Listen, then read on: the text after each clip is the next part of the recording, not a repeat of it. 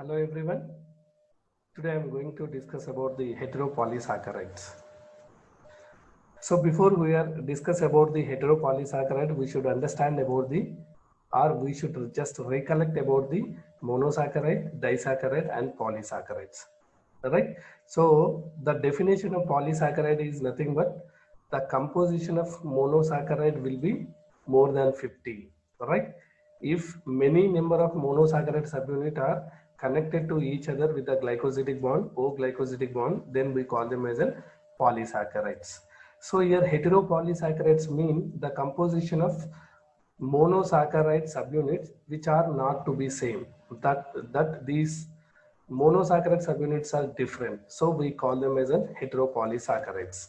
Right? So these heteropolysaccharides are composed of different types of sugars or their derivatives. We generally call them as an heteroglycans. The name itself indicates which is hetero. Hetero mean the those repeating units of the monosaccharide will not to be the same. That we should understand. So in this heteropolysaccharide, the best example, the best category which will suit in this hetero is mucopolysaccharides. All right, these mucopolysaccharides which will be composition of amino sugars and uronic acid, right? And one more commonly name for the mucopolysaccharide is called glycosaminoglycans. In short form, we can call them as an GAG, glycans, which are one of the heteropolysaccharides, will have the major role in the cells. And these mucopolysaccharides are essential components of the tissue structure, that we can understand. So far we discussed about the carbohydrate. The carbohydrate primary function is to be just given energy or just provide a cellular energy. But there are few polysaccharides, we call them as an heteropolysaccharide. These will not give the energy, but they can be important for the structural component of the cells, right? So that structural component of the cell, here the best example I have given the connective tissues. If you take the connective tissues like cartilage, skin, blood vessels and tendons. So these are the different connective tissue structures which is important for maintaining of the proper tissue alignments, right? So these heteropolysaccharide will not to be involved at all for any kind of energy generation in the cells. Here today I am going to discuss, these are the following heteropolysaccharides. One is hyaluronic acid, second one is chondroitin sulfate, third one is to be heparin, fourth one is dermatin sulfate, and last one is keratin sulfate. These are the things now which we are going to discuss. Now coming to the first one, the hyaluronic acid. So we should remember that the structure will be a little complicated, but we should understand about their function and the repeating units. These two things are enough for the each and every heteropolysaccharide. You should remember throughout this class, right? First one is hyaluronic acid. Hyaluronic acid is composing of the alternative units of D-glucuronic acid and N-acetylglucosamine. This we should understand, right? So the repeating disaccharide unit, that is D-glucuronic acid and N-acetylglucosamine, which will be having the bond between them, and we call them as in beta 1,4 glycosidic bond, and this repeating disaccharide subunit will be to the number of 250 to 25,000 in the hyaluronic acid. And there is an important enzyme that should be present that we call them as an hyaluronidase, which have the efficiency or which have the capability to break the beta 1,4 linkage of this hyaluronic acid, right? So hyaluronidase is an enzyme which will be important for the breaking of the hyaluronic acid. So is there any advantage for having this particular enzyme? That anyway we will look into the next slide. You just remember this slide, right? This is D-glucuronic acid is the one monomer and N-acetylglucosamine is the other monomer, and will have the beta 1,4 glycosidic bond. If this glycosidic bond, the O will be the down, we call them as an alpha. If it is to be up, we call them as an beta glycosidic bond, beta O glycosidic bond. So now coming into the its function, what are the different functions which are involved with this hyaluronic acid? The first function is they found in the ground substance of synovial fluids of joints and vitreous humor of eye, right? And the second function which where it can be involved is formation of the gel around the ovum, which is if you take the ovum is surrounded by the gel-like material. The gel-like material will be made up of or will be composing of the hyaluronic acid, and which is also be act as a lubricant and shock absorber in the joints. That's what this can be present in the synovial fluid. And the enzyme which can break down this hyaluronic acid is called hyaluronidase, which we discussed in the previous slide, which will have the high concentration in testis, seminal fluid, and in the certain snake and insect venoms. So if you take the semen of hyaluronidase, which is very important because which can clear the gel that can be surrounded by the ovum, and which will improve the penetration of the sperm. So finally the egg can be fertilized, right? This is the various functions of hyaluronic acid. Now coming to the second heteropolysaccharide is chondroitin 4 sulfate. Right, this chondroitin 4 sulfate, this can is also be the comparable with the hyaluronic acid. So if you take the hyaluronic acid will have the same like structure with the chondroitin 4 sulfate. Only the difference is, you can see here, the difference is gluconic acid will be the same, and the second repeating monosaccharide is N-acetyl glucosamine 4 sulfate. So here at the fourth carbon, sulfate group will be present. This we should remember. So that's what which is chondroitin 4 sulfate. But there is a possibility that also the sulfate group can also be present at the sixth carbon. So now that particular case we call them as an chondroitin 6 sulfate instead of 4 sulfate. Right? Only that is the only difference. Here the sulfate group will be attached at the fourth carbon of the N-acetyl galactosamine, but rest of the structure will be the same as hyaluronic acid. So what is an advantage? These can be major constituent of the mammalian tissues. Mammalian tissues mean including humans. Where it can be present? Bone, cartilage, tendons, heart valves, skin, and cornea. These are the different areas where this chondroitin sulfate can be important. So third heteropolysaccharide example is heparin. I think most of us, we know about the function of heparin. Exactly, it will act as an anticoagulant. What do you mean by anticoagulant? Because whenever the blood is flowing into the vessels, its own tubes, definitely the blood will not to be clot. So that part will be taken care by the heparin. So an anticoagulant that occurs in the blood, lung, liver, kidney, and spleen. So if you see this, the composed of the alternative subunits of the glucuronate 2 sulfate. I am just annotating, you just wait this.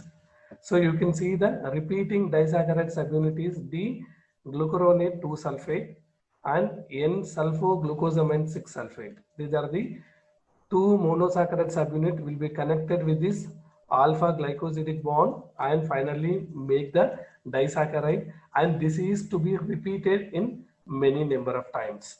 So this is the major composition of the heparin.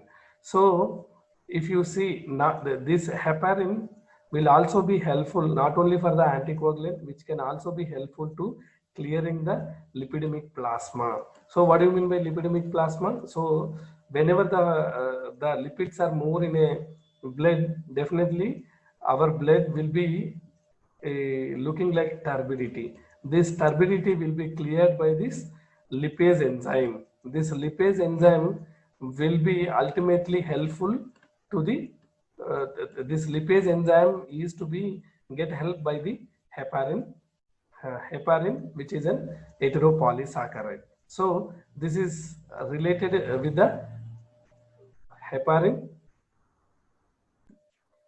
The coming to the next heteropolysaccharide is dermatan sulfate. So the name itself indicates which is a dermatin, dermatology, which is related with the skin. So this dermatin sulfate, which is mostly present in the skin, that we should understand.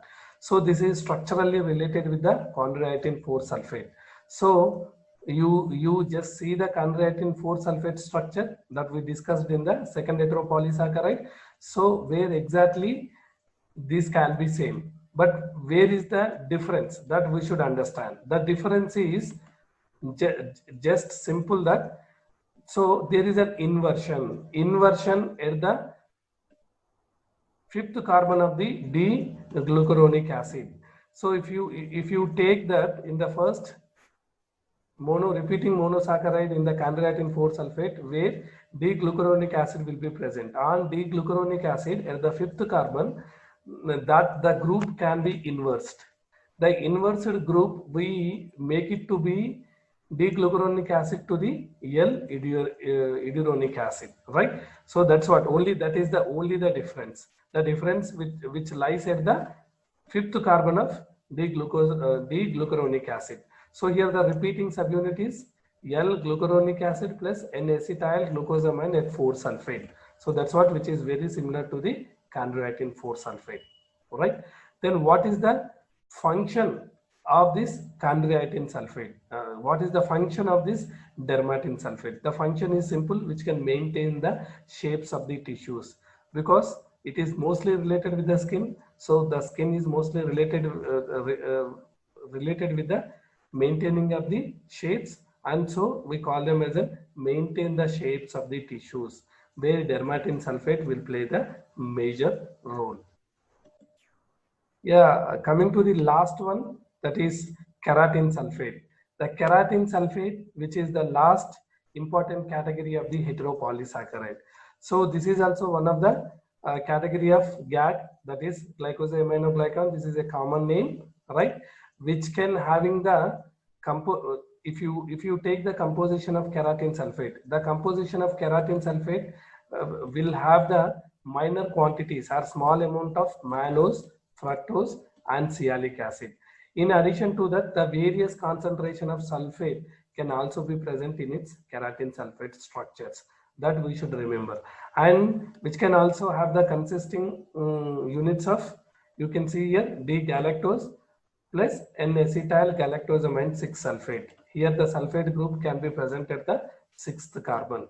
So D-galactose plus N-acetyl glucosamine 6 sulfate, which can have the bond of the glycosidic, we call them as a beta glycosidic bond, beta 1,4 glycosidic bond, that can be present in between these two monosaccharide subunit, and these repeating disaccharide subunit will be repeated for several times and finally make the keratin sulfate as an heteropolysaccharide. And if you see the advantage of this heteropolysaccharide of the keratin is, which can be important for the cornea transplantation, not transplantation, which is important for the transplant of the cornea. So this cornea, which is very transparent because of this keratin sulfate, then only the image will form in a brain, and finally the visual cascade system can be activated. So finally you see the summary. The summary is, you just remember the few things, right? First one is hyaluronic acid.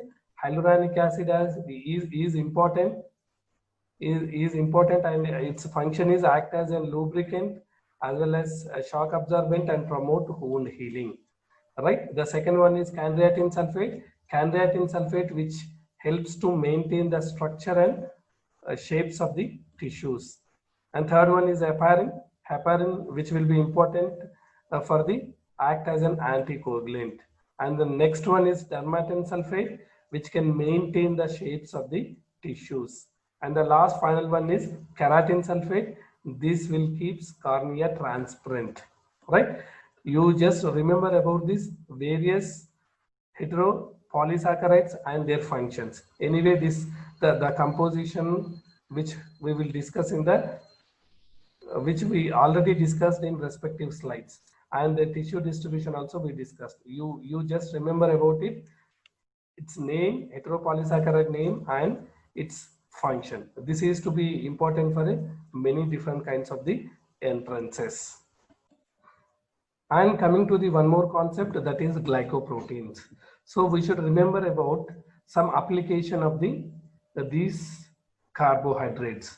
So whenever you see the word that is glyco, the glyco is which is related with the carbohydrate. The study of carbohydrate, we call them as in glycobiology. Here the glycoproteins means some carbohydrate which will be attached to the proteins, we call them as glycoproteins. Sometimes this carbohydrate will also attach to the lipids, we call them as glycolipids.